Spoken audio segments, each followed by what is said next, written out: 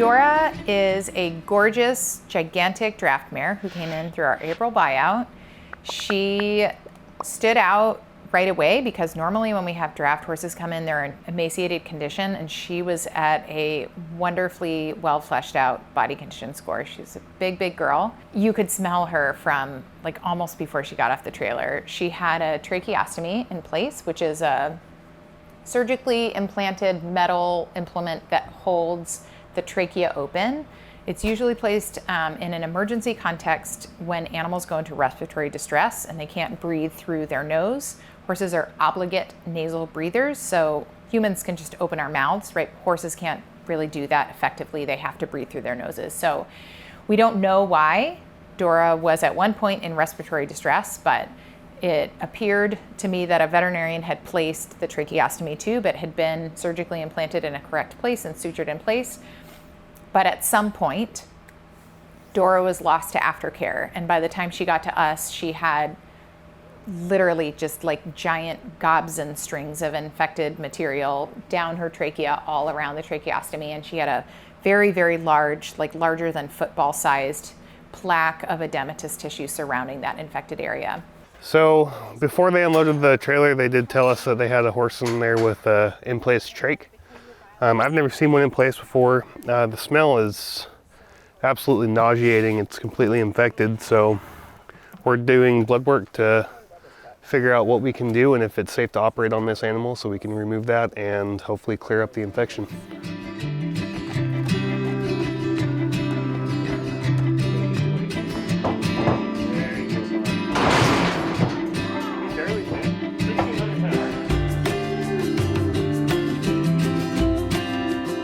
Definitely infected based on smell and discharge. What's in this horse's favor is that he is breathing through both of his nostrils. So whatever the indication for needing a tracheostomy, he appears to be compensating well.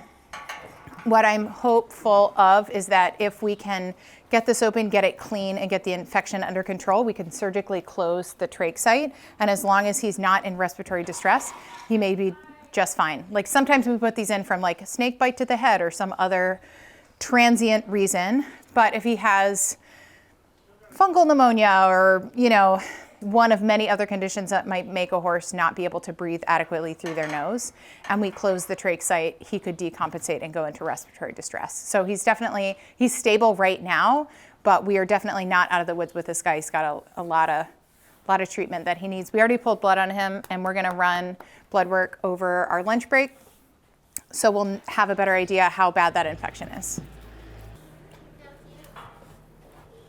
Ooh, you guys smell that? Yep.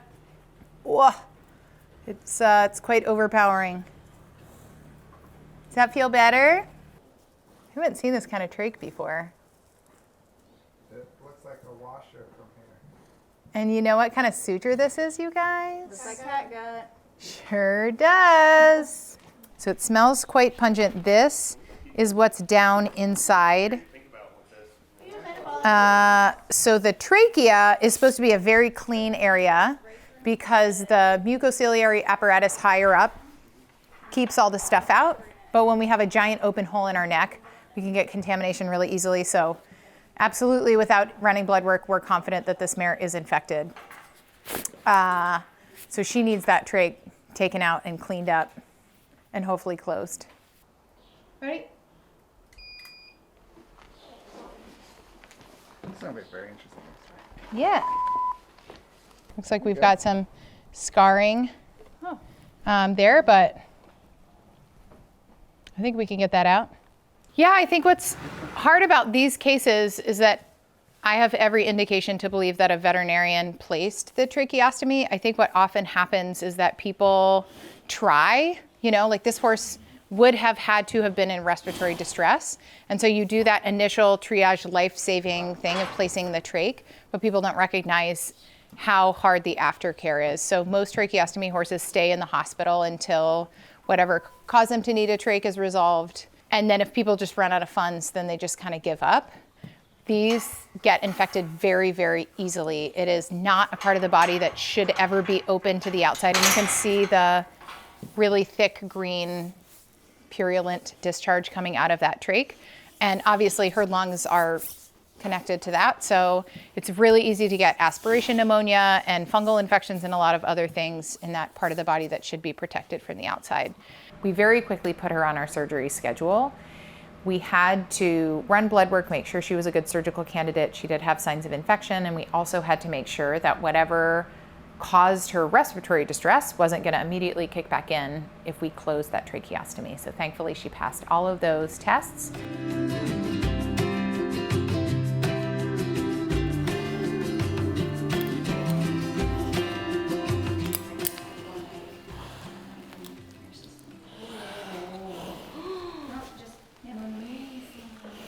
This is so disgusting.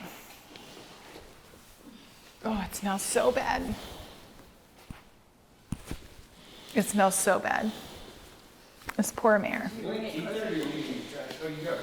it's metal, so we can sterilize it and use it. I totally agree with you. Let's.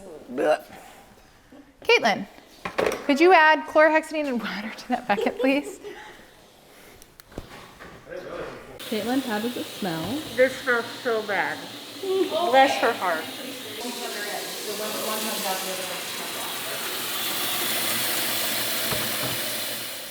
Wow. The smell is already so much better. We were able to remove the tracheostomy. It was disgusting. She is able to breathe with that closed. I'm trying to get it decontaminated and cleaned as best we can before we think about closing it, because there's a lot of obvious infection and bacteria that's localized to the area. I'm gonna block it with lidocaine. It's been in there for so long that she has a lot of scar tissue, so I'm gonna have to kind of remove dead tissue and undermine so that we have enough tissue to close with. Instead of reopening a lot of things, I'm just gonna close the area just superficial to the trachea and probably do muscle, and then we'll wait and just double, triple check that she's not in distress, and then we'll work on skin. Skin is gonna be the most challenging part because there's so much scarring. We're gonna have to kind of mobilize skin edges a little bit.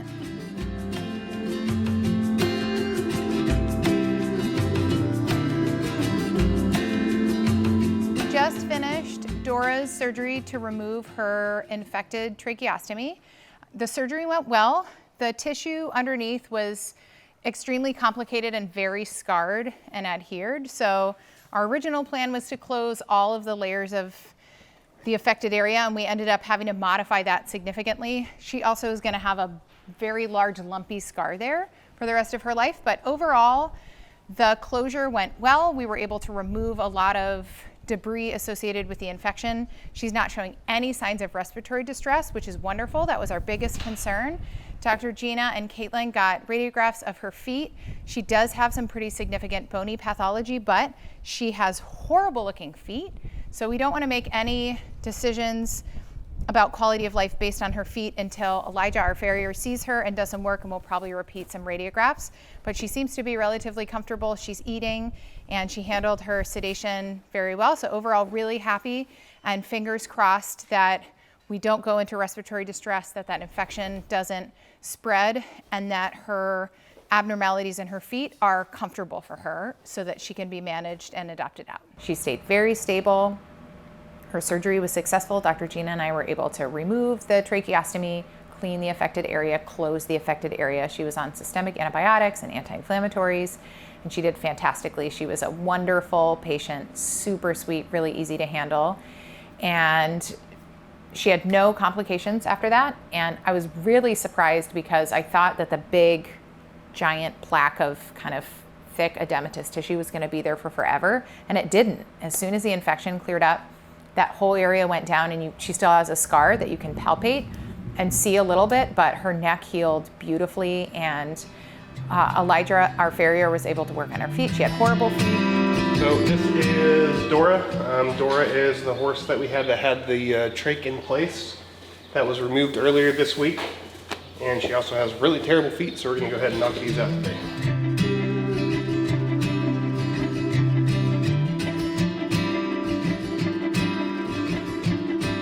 I think I'm gonna be here a while. Oh yeah.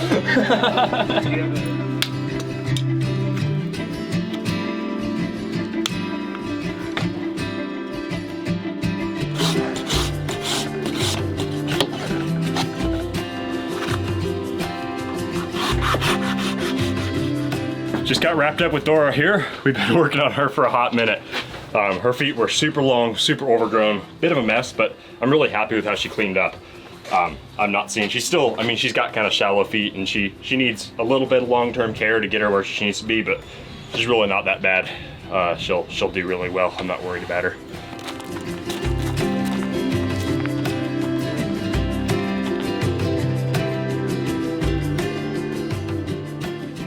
I have come out today to remove Dora's sutures. A few weeks ago, she got a trach removed from her neck, and it has since healed up. So I've come out to cut the sutures. She's all good to go after I do this, ready for a home.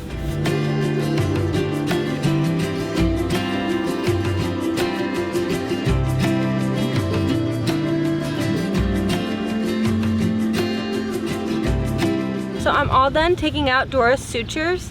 She did very, very good. When we say the word gentle giant, this is the type of horse we're referring to.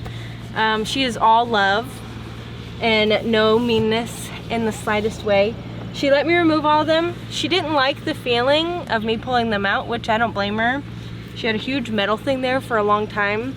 So I'm sure some little sutures aren't too bad. But she seemed like it was a little bit uncomfortable, but she's okay. Bye, Dora. She's done.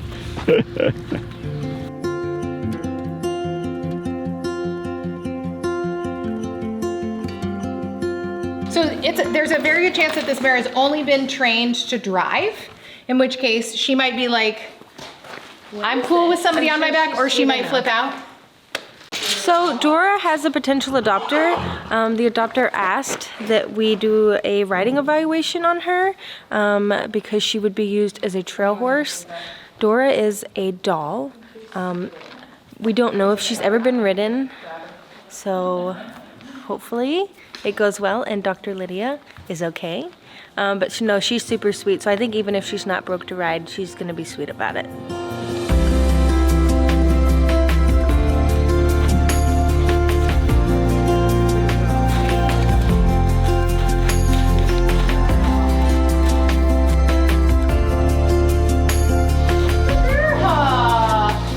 She definitely knows voice, like kiss command, and she knows reining commands. So I actually hopped on Dora. I think for the first time they had this saddle on her, and I was like, the saddle was really hard, but she was very, very slow and calm. And at first I wasn't sure if she'd ever been ridden before because she was kind of like, what are you doing? But I think my history is hunter jumper, so I use a lot of leg, and I think she kind of didn't know what I was asking her to do. But Haley got on her afterwards and did some things. She passed her riding evaluation with flying colors, and we're so thrilled that she was able to be adopted by a wonderful family.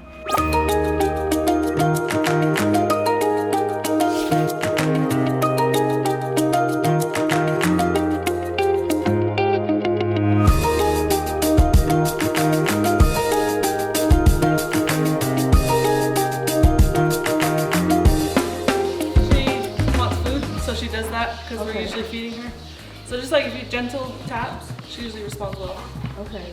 But she's not really foot trained. She's more rein. But yeah. He was like, I want that one. I want that one. So that's all he been talking about. He said, I want a draft, I want a Belgian.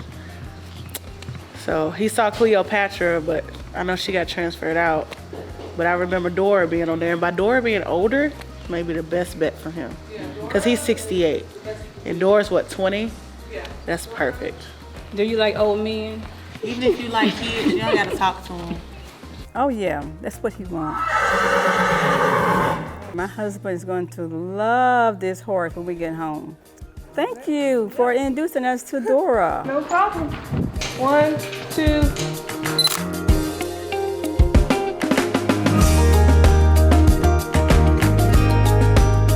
I'm going with Jethro. They are adopting Andy too.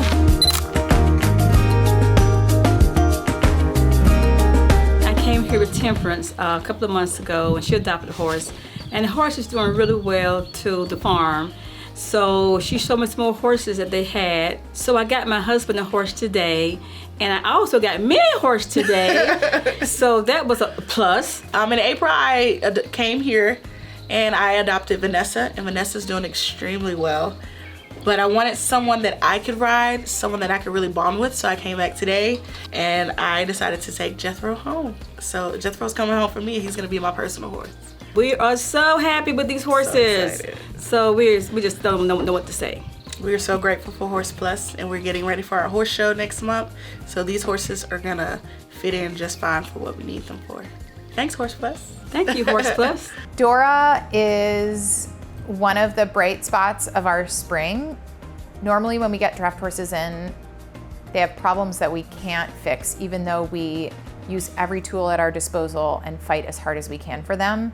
We don't always get success stories, and Dora was just a wonderful response to medical care. Her surgery went perfectly and her recovery went perfectly, and we're just thrilled that she got adopted into her forever home.